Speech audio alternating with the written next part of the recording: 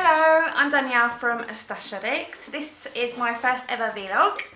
I'm sorry if my mouth kind of looks like it's got a mind of its own, because looking back when I was doing my practice runs, I kind of looked a bit deranged, but anyway. Right, so today I'm going to talk to you about the evolution of my Hexipuffs. When I started making them 2 weeks ago, I just couldn't work out how to get them to knit into the rounds, because obviously if you don't know about this pattern, stop the video and go and have a look at Tiny Owl Knits pattern. It's called the Beekeeper's Quilt, because basically you use 3 DPNs and you've got 20 stitches which are then split over 2 DPNs, and then I couldn't work out what to do with this needle, because I just wanted to knit straight into the back where the tail was, and I was just going back and forth. So I can be a bit silly sometimes. So Lauren on my Facebook fan page, she kindly made a video for me, which obviously made sense once I saw it, because you're sticking your needle into the first DPN and using the tail end of the furthest DPN to actually knit. But for some reason my brain just doesn't, I just couldn't work out why, and I felt so silly afterwards, I can tell you that much. Anyway, so once I'd mastered that and actually could knit in the rounds, this was my first one. Yeah, it's huge, isn't it? It's basically, it looks like it could be a mouth, or it could be a hat. I really don't know. I can't even tell you what even happened there. I think I was concentrating so much on using 3 DPNs that I just kind of got away with myself. But there's no holes, which is quite rare for me. Normally there's always a Danielle signature hole in my work that I have to sew up afterwards. So yeah, that's not how a Hexipuff should look. So my second attempt started off really well, actually. Nice and tight, quite a good shape at the bottom.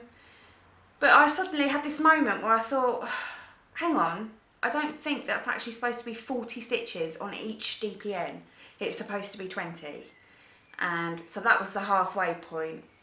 I thought this was a great opportunity to practice my 3 needle bind off, seeing as I'd never done that before, and to try it with a crochet hook.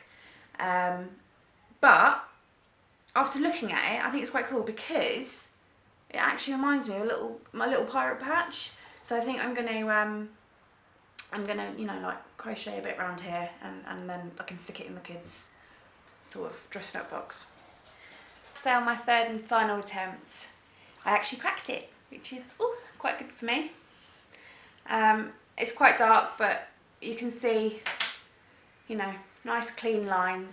I would say though that, you know, don't be too hard on yourself if it doesn't come out exactly like a hexagon, because it's not gonna, you know, it's supposed to be like a hexagon.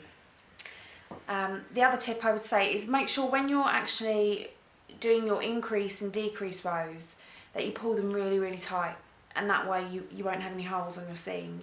I mean, you can't see this on the camera, but I'll include a picture so you can see what I'm talking about.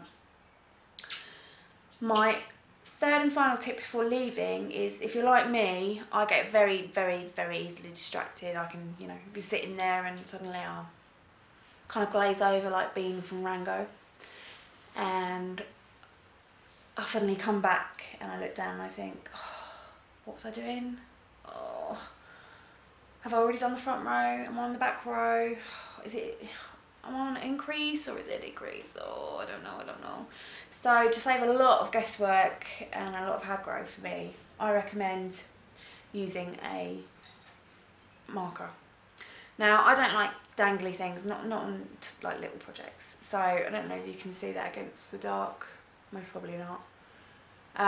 But I use jump rings, because obviously I make stitch markers, and I find that, you know, just slide the little jump ring on.